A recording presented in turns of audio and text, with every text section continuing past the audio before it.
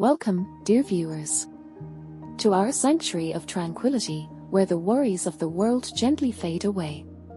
I am your host Grace. Here, in our YouTube channel, we invite you to embark on a journey of relaxation and serenity through our soothing sleep stories. In the embrace of our calming tales, let go of the burdens that weigh upon your shoulders. Release the tension in your mind and body.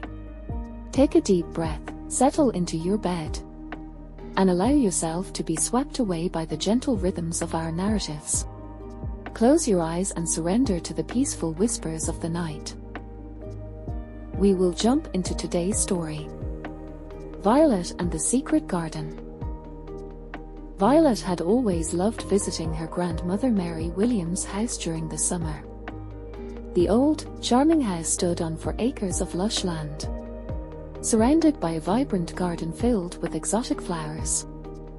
Nestled in a remote village with a population of only a few thousand, the house was a peaceful haven.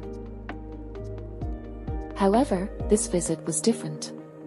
Grandmother Mary had passed away, and Violet was there to attend the rituals and settle her grandmother's affairs.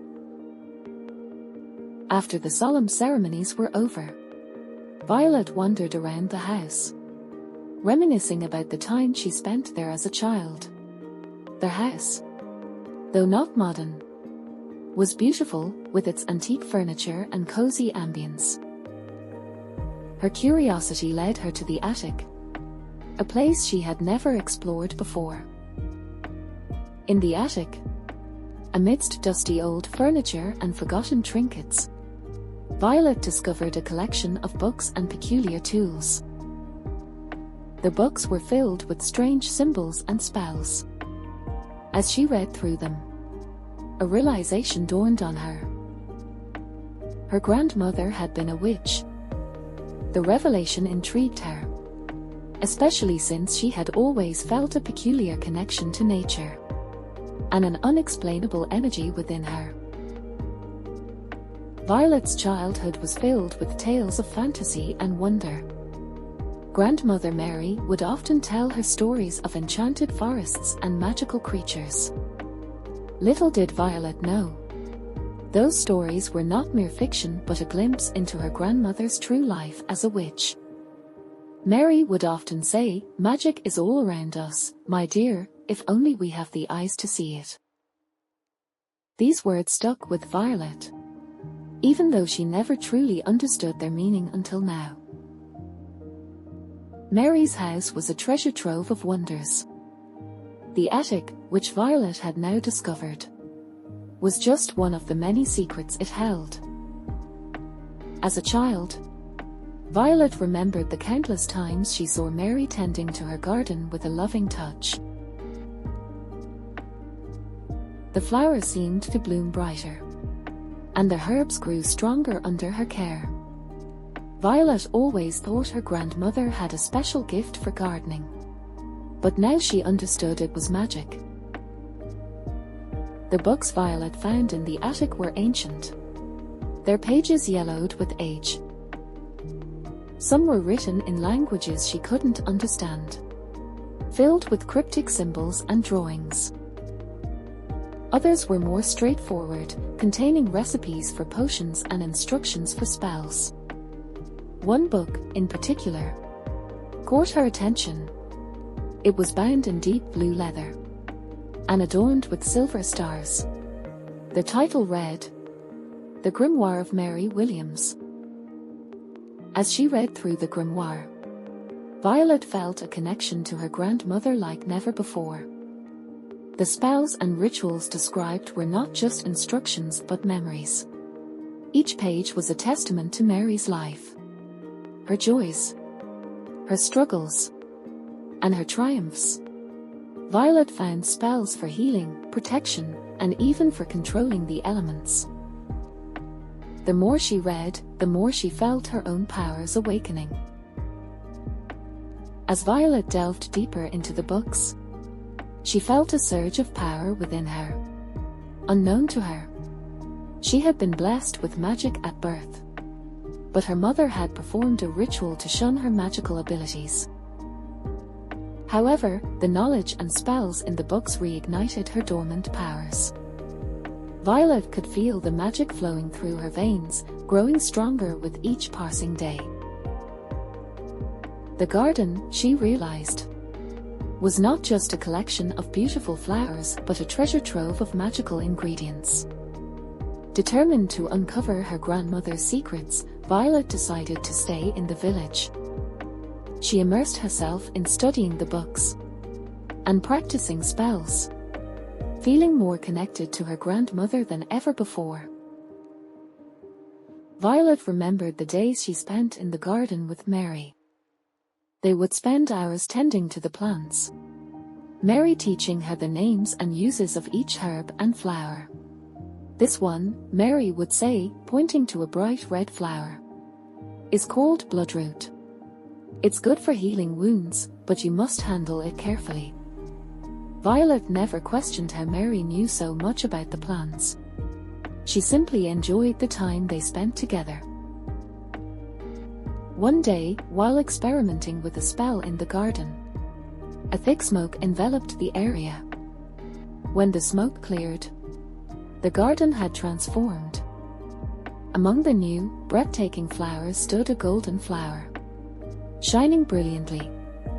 It was the most beautiful flower she had ever seen, exuding a powerful aura. Next to it was a plant known for its incredible healing properties. The garden was the heart of Mary's magic. Every plant had a purpose, every flower held a secret. Violet began to spend hours in the garden, studying the plants and experimenting with the spells from the grimoire. She discovered that the golden flower she had transformed was called the sorcerer, a rare plant that amplified magical abilities and was believed to bring immense power to its keeper. The healing plant she found was called the dormant, known for its miraculous healing properties. Violet used the dormant to create potions that could cure ailments and heal wounds. As Violet continued her studies, she stumbled upon her grandmother's journal. The journal revealed a dark secret. Mary Williams had been murdered. Someone had coveted her magical garden and its potent plants. The journal hinted at the identity of the killer, describing a mysterious figure who had been seen lurking around the property shortly before Mary's death. Violet wasn't alone in her investigation. She had an unexpected ally. Thomas, a boy from the same village and the same age as Violet, had been a frequent visitor to Mary Williams' house. When he was a child, his mother had fallen gravely ill, and it was Mary's potions and care that had slowly nursed her back to health over the years. Grateful beyond words, Thomas spent his afternoons after school and house chores at Mary's house, helping with the garden or simply enjoying her company. Mary never accepted a single coin for her healing, and this generosity made Thomas respect her deeply.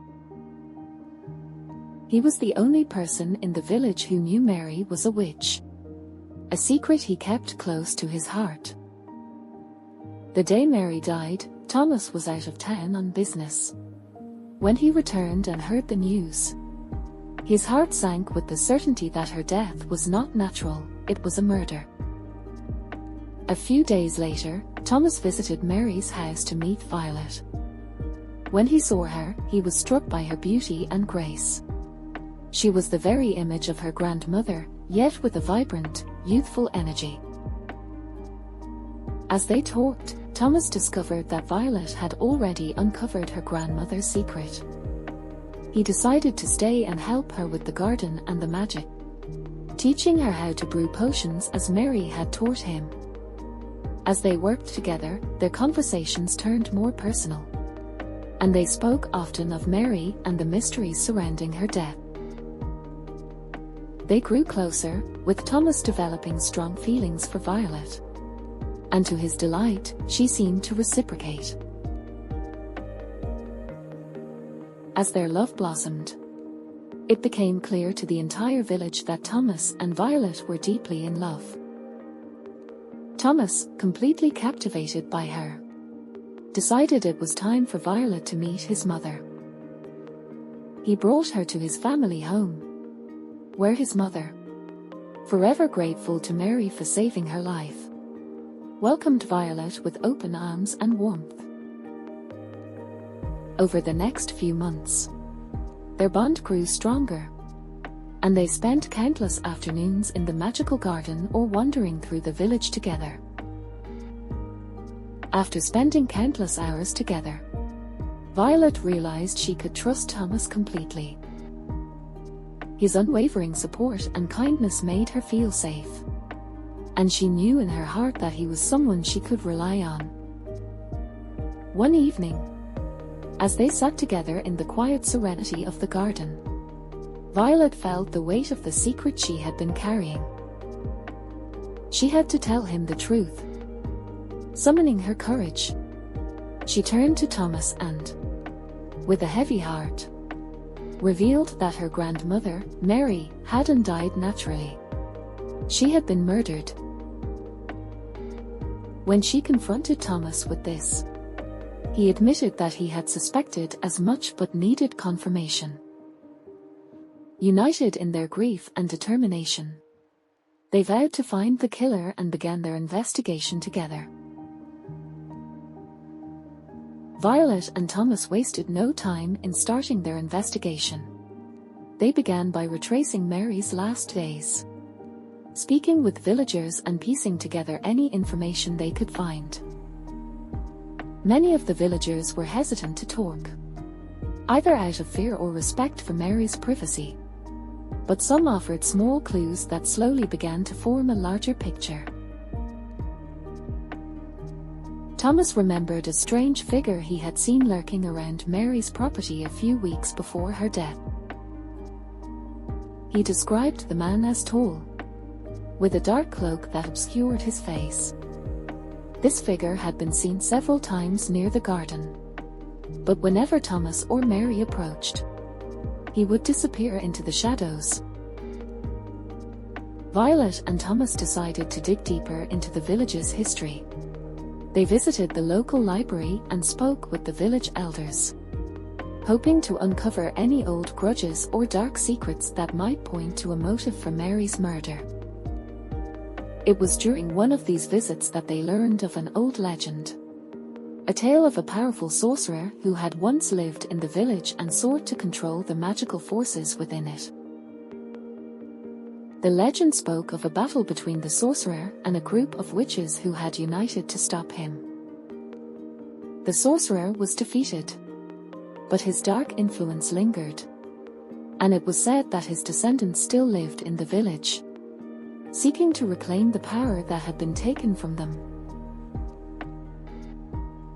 Violet and Thomas realized that Mary's murder might be connected to this ancient feud. They continued their investigation, determined to uncover the truth and protect the village from any further harm.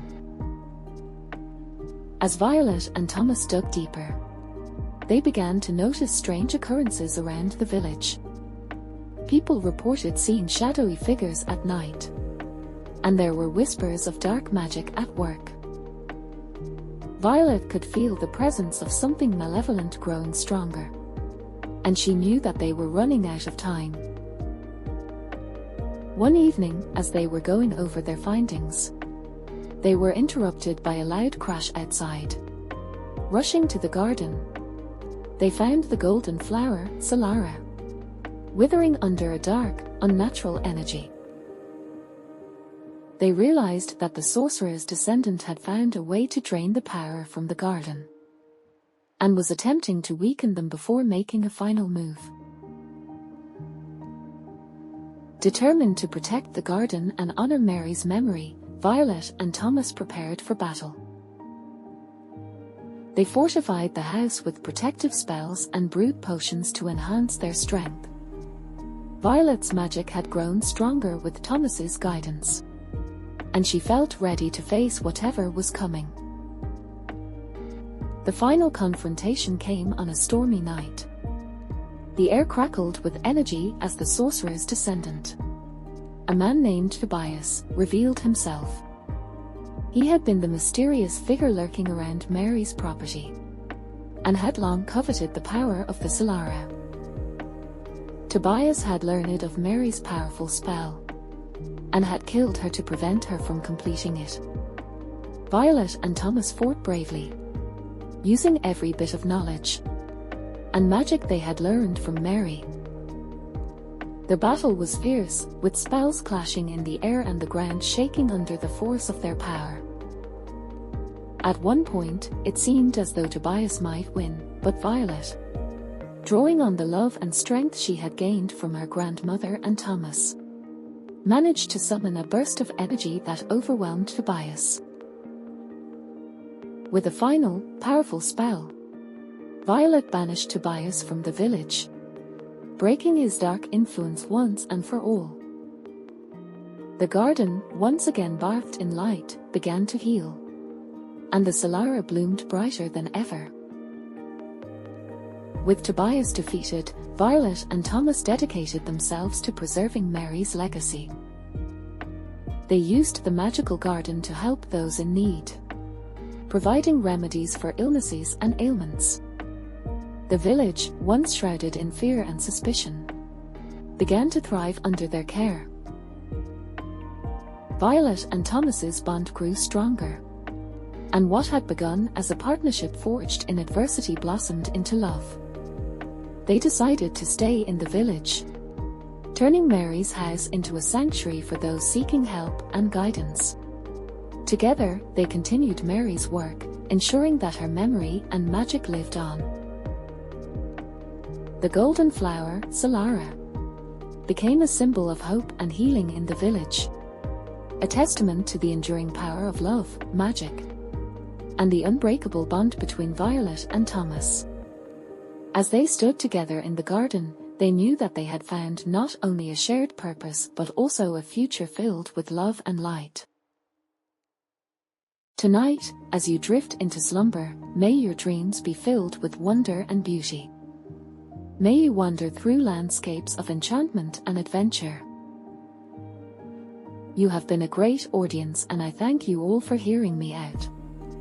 Looking forward to seeing you guys again shortly. If you liked the video, please share it with your family and friends. Hit a like button and subscribe our channel for more great and interesting stories.